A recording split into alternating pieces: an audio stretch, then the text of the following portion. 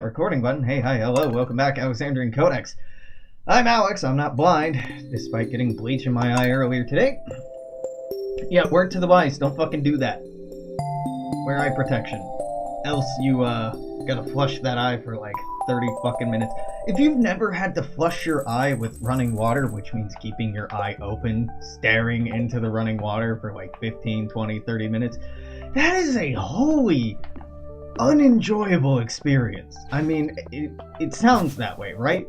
But like, just keeping your eye open for that long is very painful. Well, not painful, just nerve-wracking is probably the right word for it. Yeah, so we're off to a great conversational start here. I had fun today. I got home from work early. Cora's coming home today, so I thought, oh, you know, it could be nice to, like, deep clean the apartment so everything's really nice clean when she gets home. And, well, I mean, it's clean. I was listening to, swing music the entire time as well, which just... I really like certain kinds of swing, certain subsects of the genre. But man, that was like a personal hell. Like, I hate touching my eyes. It's the reason I don't wear contacts. That was just... I was very ill-tempered for... like at least an hour after that. My patience was gone. So we have the festival. The whole... Harvest Festival? That's what it's called? Yeah, sure, that's a believable name for it. That's coming up in... June? Oh, it's not until the 16th. But still, it's something we should be cognizant of. We can go get the copper axe, so I'm not going into the mines. I'm just picking up a bunch of berries so I can sell it. I think foraging is one of my favorite things to do in this game. I mean, not that there's a wide variety of things to do in this game, that isn't a dig. There's just kind of something fun about, I guess, pattern recognition, maybe? I don't know, just running around and finding stuff. Very pleasing. Yeah. Things are going fine. I have weathered the weekend of being alone. It was like 2 nights. It really is not that big of a deal. But, you know, you'd be surprised after you get used to sweeping with or near or next to someone for long enough how just bizarre it is to sweep alone. We don't have a huge apartment. It's like... 850 something square feet, 56, 58, something like that. But the place felt huge when I was alone. Like, I'm not using so much space. And a queen-size bed, not the biggest thing in the world, but when you're used to sharing it with another person, holy fuck, like a whole nother half to this mattress. Been really not that remarkable of an experience, but been different. Yeah, I've certainly been a little bit jealous. She's been talking about how nice it is to like get away from the city, and she was visiting people on Vancouver Island, I think. Is that right? Yeah, that's unbelievable. Around Vancouver, I think Vancouver Island.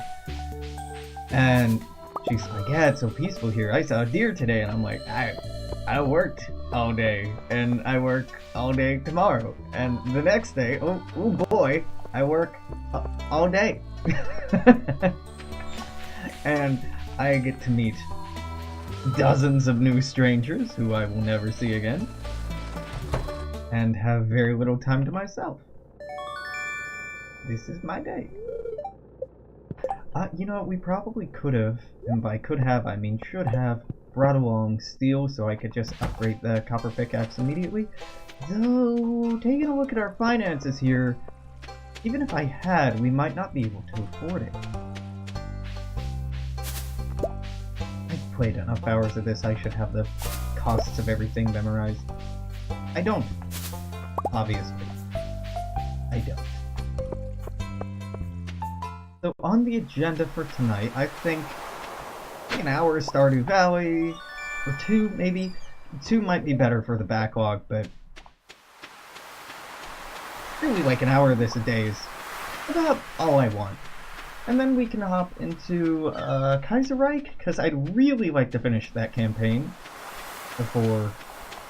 Ooh, did I post the first video? No, I think it's uploaded, but it isn't scheduled yet. So I can get that posted and done with and quit thinking about it, and then we can get back to RimWorld. The Kaiserreich playthrough was just supposed to be like a one-day thing, but we'll play with it. We'll see. It's not a big deal.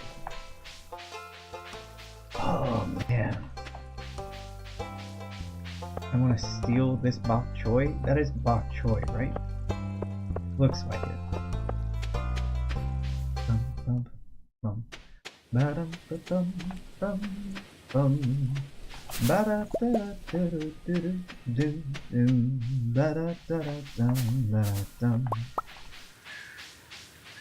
Ooh, man.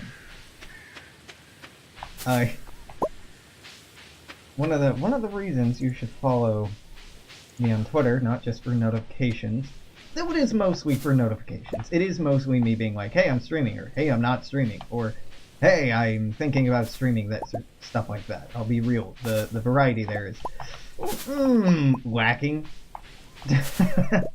And you know what? I got other shit to do, so I'm not gonna apologize for that. But it's a 15-second video of me laying in the bathtub with the the shower head fully clothed but soaking wet right after I finished flushing my eye. It's like, this is my life. I just got through one of the most mentally exhausting experiences I've ever been through. It's like, it feels like self-imposed torture for your own good, right? Like, I'm holding the shower head, if we have a detachable shower head, up to my face at a water pressure that's enough to keep, you know, water flowing, but isn't blinding me or bruising my eye. And that was fun to dial in, because our pressure is inconsistent, to say the least. The other hand is just on my eye, holding my eyelid open while this is here. My feet are propped up on the side of the the side of the fucking bath while I'm listening to swing music and just like half-heartedly singing along to make the time pass. I set 2 15-minute timers on my phone so I would know when the hell was over. It's just like, this is awful. It's the mood is a lot like that Reservoir Dogs scene where they're about to cut off the dude's ear. Spoilers, by the way. And Stuck in the Middle with You is playing. Like, that feeling of that scene is more or less how it felt for me to be flushing my eye out. Flushing my eye seems... It sounds like something that it's not. It's just running water on your open eye for extended periods of time. Yeah. That is an experience I never want to go through again. And yes, I know someone in the comment section or someone watching will inevitably think or post, it's not that bad. And yeah, you know, it wasn't the most painful thing I've ever been through. I've experienced many more painful things in my life. But it was just like very uncomfortable and disturbing. That was something I always worried about when I took chemistry courses back when I was in school was, oh no, will I be able to really put my eye in the emergency flusher thing. And I was always like, maybe not. Maybe I'll just go blind. Well, put it to the test today. Apparently I like being able to see, so... Surprise, surprise.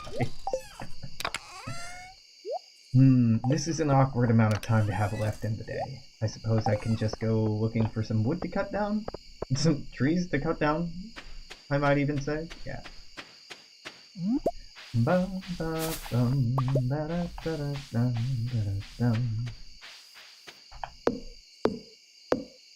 Ooh. Man, that was very uncomfortable. So I think in totality, I'll try to wrap up by around 11 tonight. Cora will be in between 11 and 1, depending on what ferry she caught. Her signal in Canada has not been great, given that she has an American carrier, but I thought that American carriers still worked in Canada and vice versa, especially when you're as close as Seattle is to Vancouver, whatever. I've been able to call her the last few nights, but the signal's been pretty bad.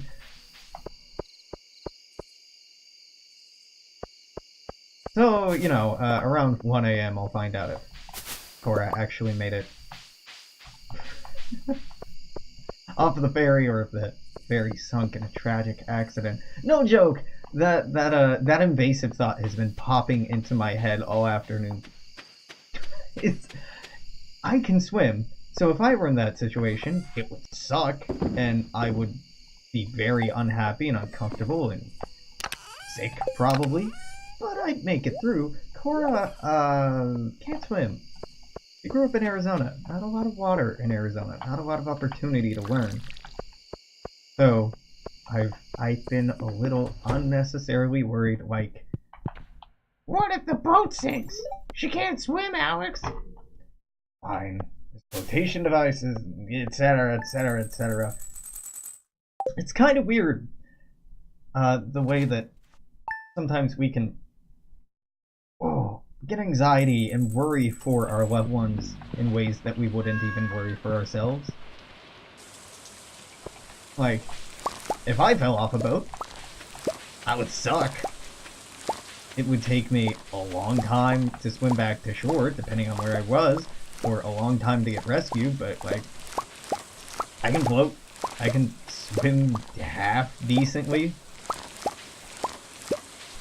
I'd be okay. I wouldn't be happy. I'd complain a hell of a lot about it, and I would milk it for all the sympathy that it's worth. Absolutely. But I'd be okay. And really, anytime I think of, like, any sort of accident that I could get in, life-threatening or otherwise, like, you know, worst case scenario is I die and it's over, and, yeah, no big deal.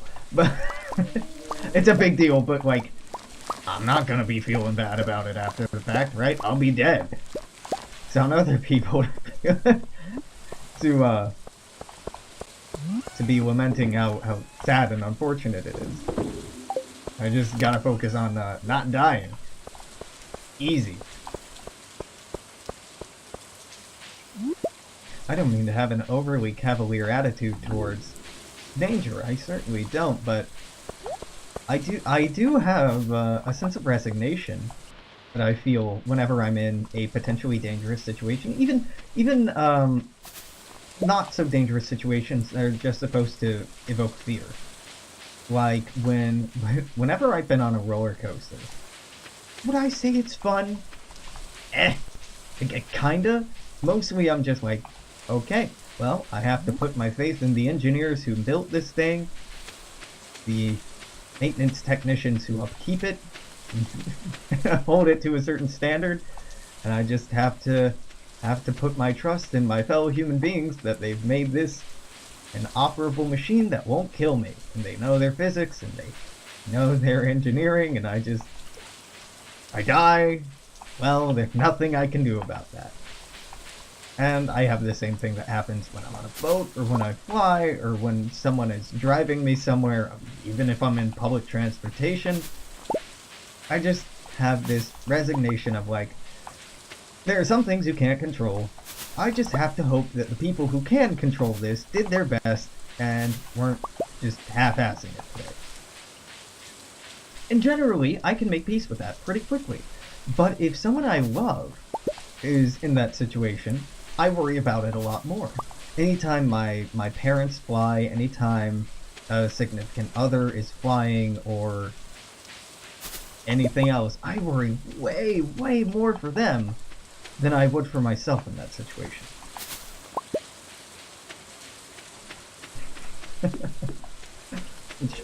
I don't know.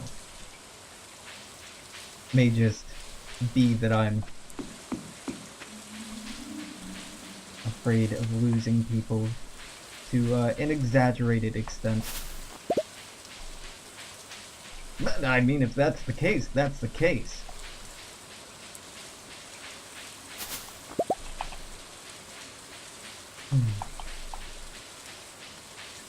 I've never screamed or yelled on a roller coaster. Like, I guess maybe the fun of the terror is lost on me, because even, oh god, even as young as like 10 or 12 or around that age, what was most important to me when I was feeling fear was not to like let it overwhelm me and just wash over me, but was just to like feel it, process it, accept it, move on. Like, I'm afraid. This is why I'm afraid. Can I do anything about it? No. Okay, so we move on then. Like, recognize I'm afraid, but don't let it completely overwhelm me. And in some ways, I feel like, in many ways, I feel like that's a very healthy, very good way to go about life. But it does cheat you of the enjoyment of extremes sometimes. Like horror movies, jump scares. I don't find them really that enjoyable. Mostly just like irritating. Now, if it's a friend who's jump scaring me, I'll laugh, because that's a lot funnier. Oh god damn it, my phone is still on. Whoop.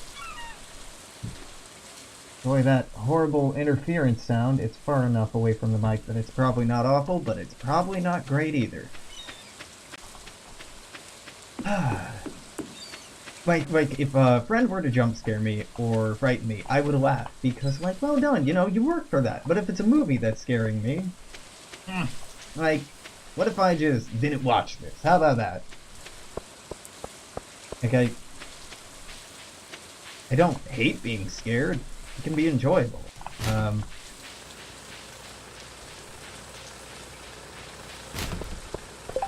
But like, I don't know, like, it just doesn't enrapture me very much. It doesn't suck me in all that much. Like, okay, I'm afraid. Alright, moving on. Like, I don't want to dwell on this and focus on it. I used to, like, the closest I've come to that was back when I was a teenager. I guess, yeah, that was the latest I was ever on 4chan. I was on... Be very careful about what page I was on. The paranormal one was X, right? Right? That, or I just got that completely wrong. The paranormal one was X, I think? Bored? God, I can't remember. Whatever, I stayed on there reading spooky pasta. Scary pasta? Spooky pasta? Whatever. Scary stories, basically, all the time. And then when the SCP wiki, well, it wasn't even a wiki back then. The SCP project started being a thing. I would read proposals for SCPs all the time and keep myself awake at night. But that lasted like 2 or 3 years, and I wouldn't say I've numbed myself to fear. That's definitely not the case. It's like I can lay awake at night and be like, what if I can't pay bills next month? What if I just spontaneously didn't have a job tomorrow? What if I got really sick and needed medical care that I can't afford? Or, you know, what if while my parents are on a trip or my sister is on a trip, what if something horrible happens? And the last time I had it, you know, I have weird adult fears now. I don't have like spooky monster underneath the bed or creature in the black sneaking up on you or Bloody Mary, Bloody Mary, Bloody Mary. I don't have fun, spooky things to be afraid of anymore. It's all like dystopian, adulty results of living in an uncaring, unsubsidized capitalist society type stuff. Like, if I had a really bad disease, would my insurance be good enough to actually save me, or would I go further into crippling debt? Will I ever have a job that lets me make an impact on my crippling student loans? Will voting actually have any meaningful effect on the political environment in which I live? Or will, just as I grow older, the illusion of autonomy slowly fades further and further as I realize that I have no power in this society, etc., etc., etc. I get existentialist and Marxist and bitter when I'm scared now.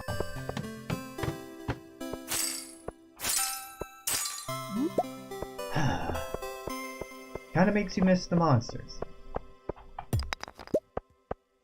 Not, you know, a lot.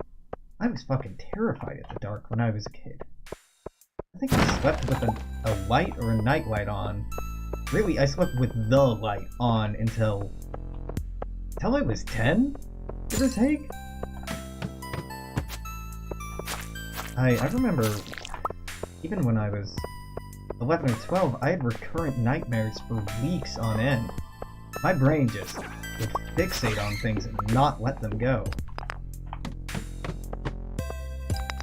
It wasn't until I was 15, 16, and first came across the concept of lucid dreaming, and that was sort of a popular thing at the time with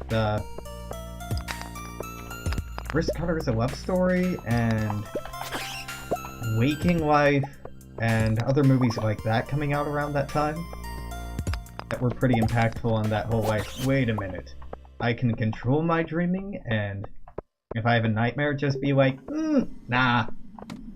And that's pretty cool. Pretty cool if you have the free time and willingness to practice. I gotta say, it's a damn good feeling to be having a nightmare starting up and just be like, you know, I'm not feeling it tonight. Hey. It's yeah, it's fun. Cora, unfortunately, gets a lot of nightmares, and she's been trying to learn more dream control-y type things, but it's slow learning. It's a years-long process. I think I just had the benefit of being a teenager and having a lot of spare time on my hands when I was learning. I can't wait. I really hope that in my lifetime we have the technology to actually capture, visually represent people's dreams in order to show what we dreamed of or are dreaming of. Like, imagine how cool that would be for a little kid to be like, I dreamed about a scary monster, and instead of just like the parents vaguely understanding what your kid is afraid of, seeing exactly what your kid is afraid of. How inspiring would that be? Just like artistically, for creating really good horror movies, if it could be monsters based off of what people actually dream of and actually see in their dreams rather than what they remember seeing in their dreams. Or how cool would it be having a literal dream house, or dreaming about someone and then forgetting who exactly it was and being able to like roll back the tape and go like, oh, it was Steve.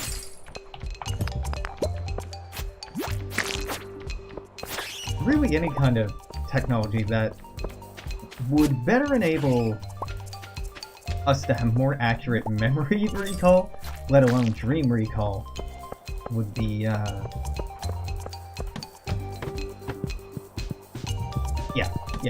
very, very cool.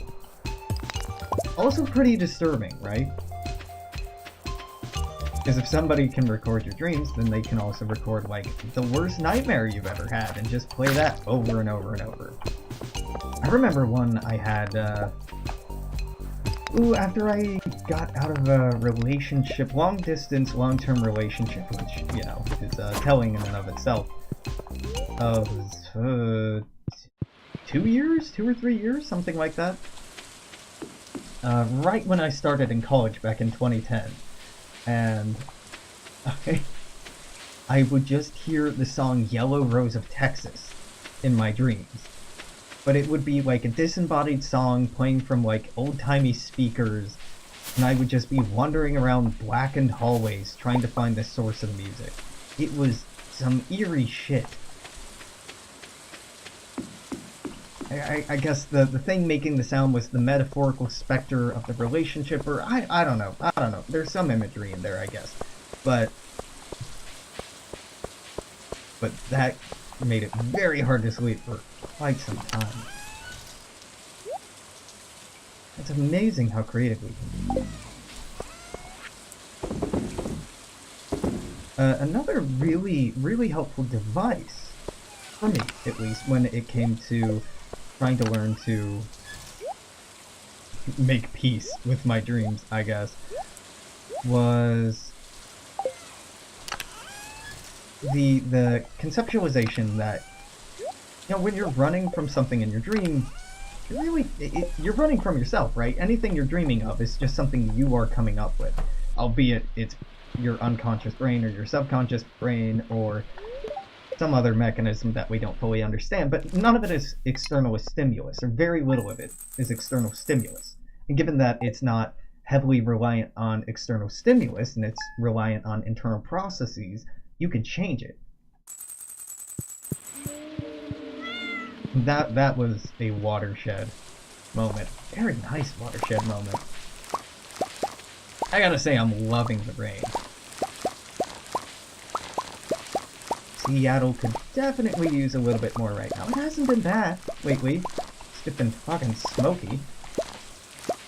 I guess it's easy to complain about the smoke here, but meanwhile, British Columbia and Eastern Washington are still on fire to some extent, so it could be worse. It could certainly be worse. I'm pretty pumped about when next spring gets here in Stardew, not IRL, being able to lay down some of these ancient fruit seeds, get that going. Yeah, this has been a very laid back first year. It's probably gonna stay that way, if I'm being real with you. It's probably gonna stay laid back and kind of aimless, because just doing like 1 hour Stardew a day. It's mostly just turning into, I hate the word, but like, I was gonna say vlog, but I really hate that word. Just like,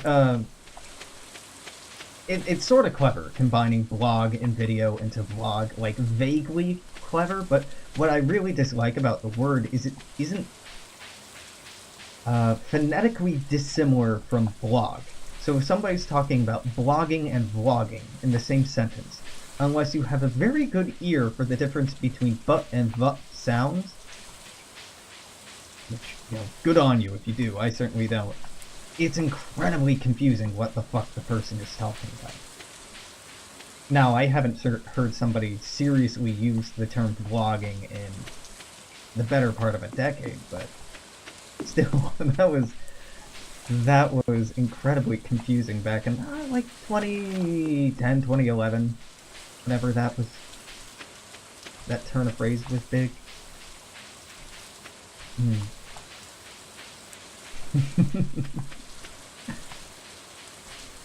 All told, despite me getting bleach in my eye, today wasn't a bad day. The escape room, we had some really good groups, very excited people. As far as I heard about their performances in the game, they did really well. And it's always nice to run the games for happy, excited people who are thrilled to talk to you, especially when they've played our other games and are like, oh, this one was one of the best games I've ever played, or I've played a dozen games since the time I was here last year and none of them have come close. It's like, yeah, you're goddamn right. We're the best around for a reason. That was a very satisfying experience.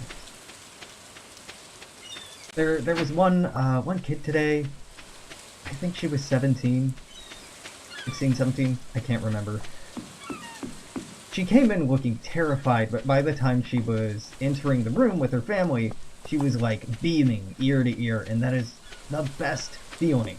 The best feeling is taking people who are apprehensive and pensive and like worried about doing this new thing that they've never done before and they've heard, you know, pseudo ghost stories or horror stories about, and getting them feeling comfortable, feeling informed, feeling ready, and excited. That makes me really happy to be able to do for people.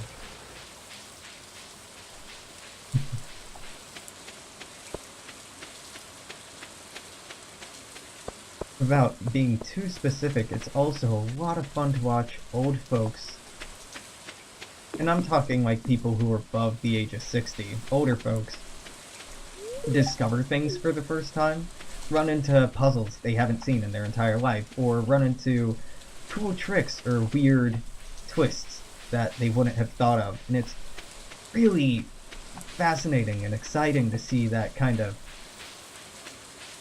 childlike wonder through, you know, early onset cataract eyes. Like,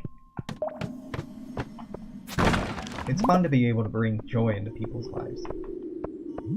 And yeah, it's fun to get people kind of on edge at times, or apprehensive appropriately in the game when it's a tense moment, or they're not sure about something, or they feel like there's something on the line. Those are all great experiences as well. But some nerdy shit, but I like helping people learn. I like helping people feel comfortable. I feel like groups who enter the room with an attitude of, I'm here to have fun, tend to be better than groups who enter with the attitude of like, we have to win, or I know I'm smarter than most people. I'll be real with you, you're probably not smarter than most people. If a room has a 30 or 40% success rate, chances are you're not going to beat the odds. That the odds are what they are. But every group, almost every group without exception, thinks that they're going to beat the odds. And truth be told, most often it's the groups who have doubt about if they'll win. It's the groups that are like, oh, we're fucked at the beginning of the game, that end up doing pretty well, or at least end up having a good time despite winning, or despite losing. Despite winning, yeah. Despite losing, because they haven't set the bar that high for themselves. And really, winning in an escape room, it means nothing. You get nothing out of it. We keep leaderboards, but not really. It doesn't measure your intelligence or your value as a human being or your worth in a capacity. Like, it doesn't fucking matter if you win. For the sake of the integrity of the game, I'm not gonna make sure that everyone wins, but first and foremost, the hope is that people are there to have fun. And it's great when teams lose, but are still like laughing and having a good time and joking around with the stage manager, me, or the staff. I'm like, yeah, okay. This has been a positive, fulfilling experience. Whereas people are like, I'm a professional. I've played hundreds of these games, crashing and burning in just like not talking on their way out and just being real quiet and visibly upset, but like not communicating how they're feeling or what exactly is disappointing or frustrating, just like bottling it up. And you know, those are horrible experiences. I'm trepidatious?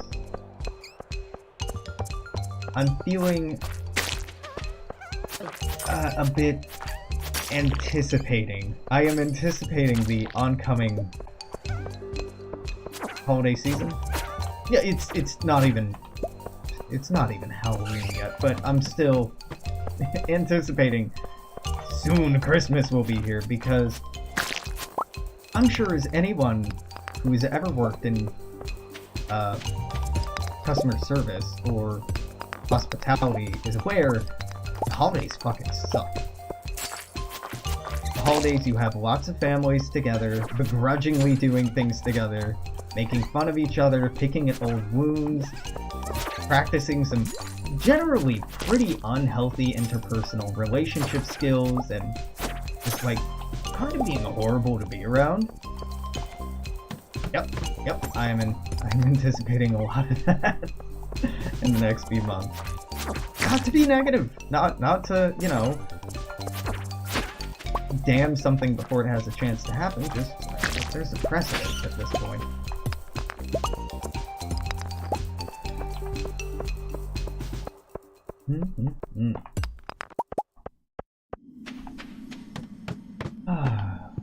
Well, we're about halfway through the hour. I haven't gotten that much done. Really, I'm just going through the motions of wake up, pick corn, any seeds that I can break into ancient fruit, do that, go forage for some stuff, then go into the mines, kill monsters for quests, try to get more coal.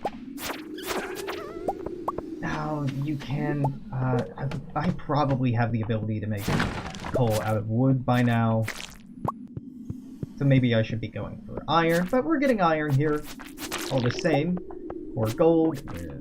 That's kind of undeniable. I should be going for gold. Or I should just repair the bus and go be getting iridium right now. Yeah, that's not a bad point. Shit.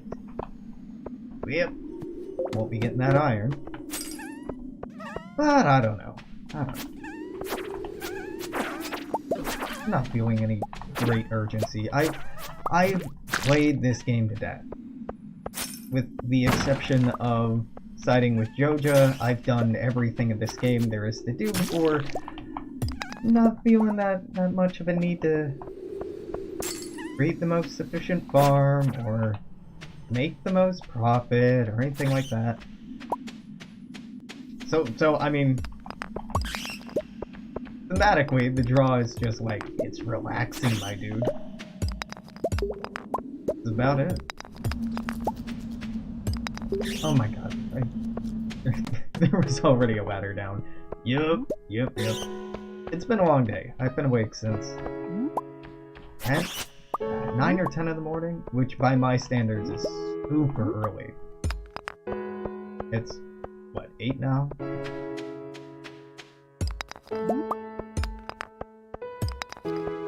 I feel like I've had such a long day, I don't even remember what I did at work. So it's a Sunday, which means it was a pretty slow day. Surprisingly, it was a pretty slow day in our escape room. So one of our rooms was booked full all day, and the other one of our rooms wasn't.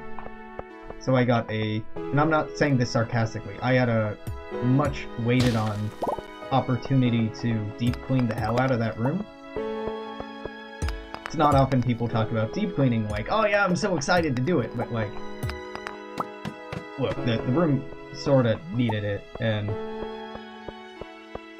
like, you show someone a new toy for the first time, or a new movie, or a new game, or a new book, and it's shiny, and it's smooth, and it's really impressive, and you're really proud to show it off. And then, you know, you show it to someone for the first time a year, 2 years, 3 years down the roads, and that book has some creases, that game, the disc's got some scratches on it, etc., etc. It ain't what it used to be. It's no spring chicken. So trying to polish things and keep things looking as good as possible is pretty important, and it can be pretty satisfying work. Being like, yeah, I'm trying to make it so that the next person in here can feel just as excited and like this is just as new as our first playtest is. And you never will be able to recapture that exact first feeling.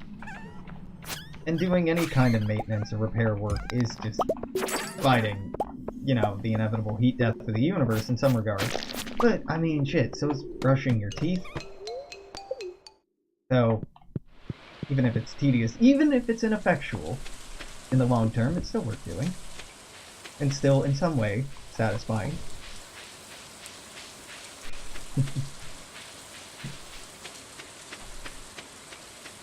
Yeah, I worked at a hostel for the first while after moving to Seattle. And working at that hostel really imbued in me a deep satisfaction when it comes to cleaning. Not like I love it, but I can find it very rewarding to effectively deep clean something. To take something that's in kind of rough shape and fix it up is pretty satisfying. We're gonna be here for at least another day. I'll empty out the inventory tomorrow.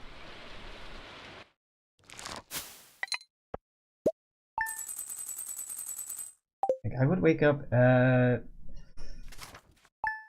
7 a.m. 7 a.m. every day. Eat breakfast, start cleaning around 8, and then I'd be done around 1 or 2 in the afternoon. You know, doing just housekeeping. Shit. Housekeeping by another name. I wasn't called a housekeeper, but I was a housekeeper. Why wasn't I called? I was called a cleaner, I think? Whatever. Potato. It's the exact same thing. Oddly satisfying work. At a hostel. Anyway, at a hotel, if it had been a long-term thing, and yeah, maybe I would have felt differently, but I enjoyed my time doing it. I had heard from older generations, before I took that job, that, you know, everyone should at some point in their life work in housekeeping. That's a weird thing to say. Why the hell would you want everyone to work in housekeeping? It's generally, like, kind of unpleasant work, isn't it? And to an extent, yeah. Yeah, definitely. It's not always pleasant, and cleaning up after particularly people with particularly poor hygiene habits can be awful. But it really teaches you a lot of appreciation for just how clean things are kept and how much work folks put into keeping things clean and operating the way we expect them to. Like, I made a post yesterday, day before. If someone ever says that they, quote, have a cleaner, my first reaction is like, I trust you less. Like, I am less sure of you than I was yesterday. And that there's nothing wrong with paying people to clean your home. There's nothing wrong with employing the services of a cleaner. But saying that you have one, it just sounds awfully commodity-y to me. Like, yes, I own a cleaner. I own a maid. I own a servant. It just reads that way to me, and it sounds that way to me, and it's just like, I don't like this. I don't like the attitude that often comes with it. I feel like at the bare minimum, everyone, if they're physically able, should be cleaning up after themselves. I understand we live in a specialized society. in which people with different skills take on different roles, people with different levels of expertise or lacking expertise find jobs for which they are decently well suited and make the means of their sustenance and life sustaining through that, right? But like, I feel like everyone should have to clean their house. If it's too big to clean, your house is too big. If you have too much stuff to clean, you have too much stuff. If you find it necessary to hire someone else to clean or upkeep your things because you have too many of them, maybe have less things? Maybe, possibly. And I'm talking about personal property here. It's a completely different story if we're talking about a library or a museum or an art gallery or a zoo or a large institution, a large public institution. But when it comes to private institutions, really private property, when it comes to people's homes, is when I feel like, the president abso-fucking-lutely should clean up after themselves. Senators, governors, prime ministers, queens and kings, hell yeah. The whole normalization of folks of lower income or lower class working, doing menial labor, whether that be, forced physical labor, or whether that be emotional labor, or whether that be a combination of the two, as is often the case with people who serve, it makes me very uncomfortable.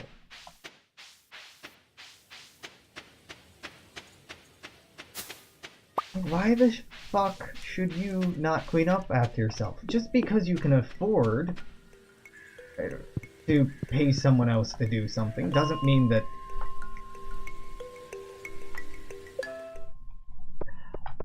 if you can afford to pay somebody else's bills, why the fuck are you not just doing that? Why the fuck are you withholding that money in order to elicit services from people? Why are you not using your income to help fight poverty? And I don't mean making a once-a-year charitable donation for tax cut benefits. I mean, why are you not seriously using your substantial sum of resources to fucking help people? Why only use that money to help yourself, or primarily use that money to help yourself? And I realize we live in a capitalist society which glorifies personal wealth and glorifies the accumulation of wealth and puts the accumulation of wealth as like one of the greatest things that you can accomplish in your life, which is just such a fucked up thing.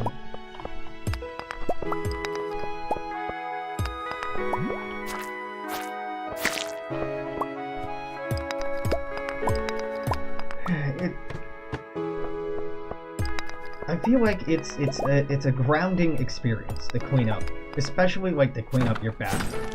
No one likes cleaning their toilet. No one. Few people like cleaning their toilets. For the most part, most people don't want to clean their bathrooms. They don't want to deal with the fact that it's starting to get mildewy, or I've taken too long to do this. But like, it's a humbling experience. I feel like it would do a lot of politicians a lot of good to have to clean up literally their own shit. Because if you don't even have to clean up after yourself in your own home,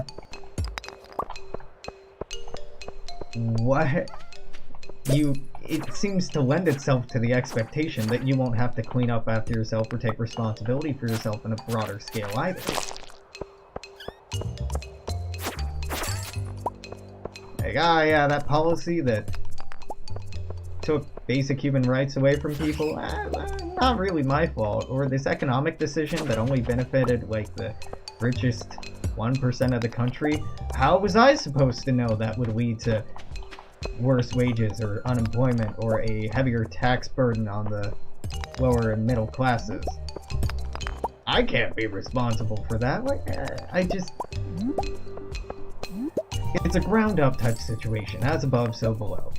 If you can't be responsible for cleaning up your own fucking bathroom or your own house, if you have to hire someone else on to do that, you are a child and you do not deserve political office. And of course, people who are physically unable or find it physically difficult or painful to clean after themselves should be exempted from this. I'm not trying to be like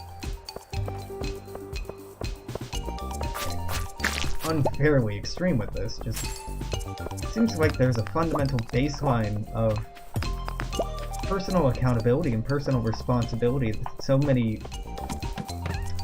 people elected in positions of power and positions of leadership don't have and don't practice. Yeah, alright, you have a master's in business or economics. Like, you ever cleaned up anybody else's mess? Have you ever had to do your own laundry? have you ever had to, like, oh, I don't know, clean up after someone making a mess? Have you ever had to set 100 beds? Have you ever worked like a full day in your life? Or have you gotten through with the silver spoon and, you know, nepotism being your guiding light? Because if it's the latter, you can kindly go fuck yourself and get out of my representative system.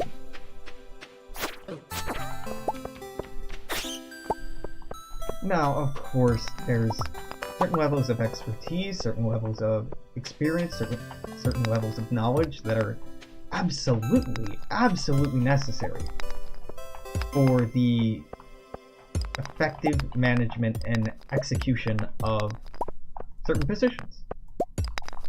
You would certainly hope that I don't know, someone in charge of public education would have a background in education. Looking at you, Divos.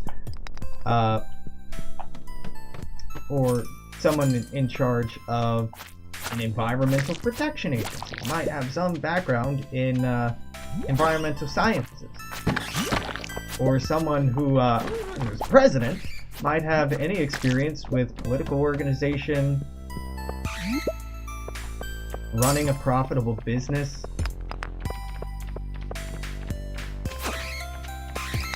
cooperating with other people, founding lasting institutions, etc., not sexually assaulting people, you know, just basic things.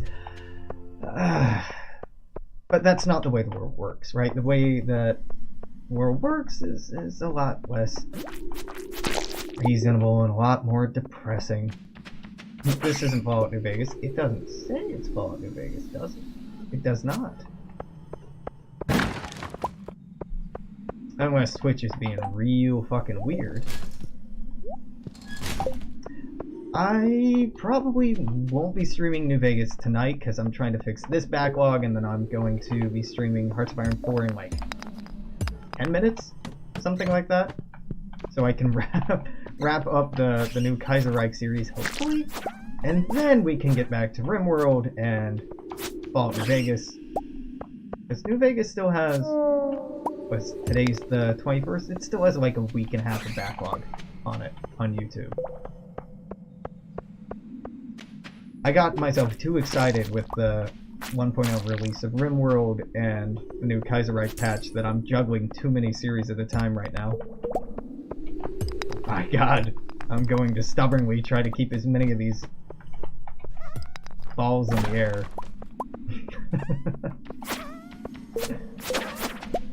So we should probably head back around 10, just to give us lots of time to drop everything off, so that I don't have to remember what the hell I was doing last time when I picked this up next time, which will probably be that diamond, probably tomorrow? Yeah, today's Sunday. Yeah, I'm free all day tomorrow. Hopefully I'll be streaming quite a bit. Yeah, let's get out of the way. Just doing a lot of I guess we're grinding. I guess we're grinding for materials. It mostly just feels like routine at this point.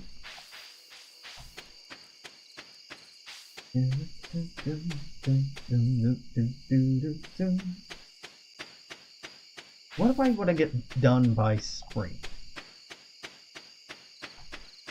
I would like to be... I want to say I want iridium, a decent amount of iridium by spring, but truthfully, I don't know if that's realistic. I don't feel like that's a realistic goal to set. I'm trying to hone that in, or reel that in a little bit. What is a more realistic goal? Get that the hell out of there. Maybe have everything upgraded to iron? That might actually be a little difficult, but that's a more realistic goal. Now, the real challenge is if Alex is going to remember what the hell he decided arbitrarily to make a goal. Chances are not, but hey, you know, stranger things have happened. It's entirely possible they'll remember. Or not. No. I was looking at OBS to see exactly how long I'd been recording. I guess we can flush out another 3 minutes here. Or at least another minute.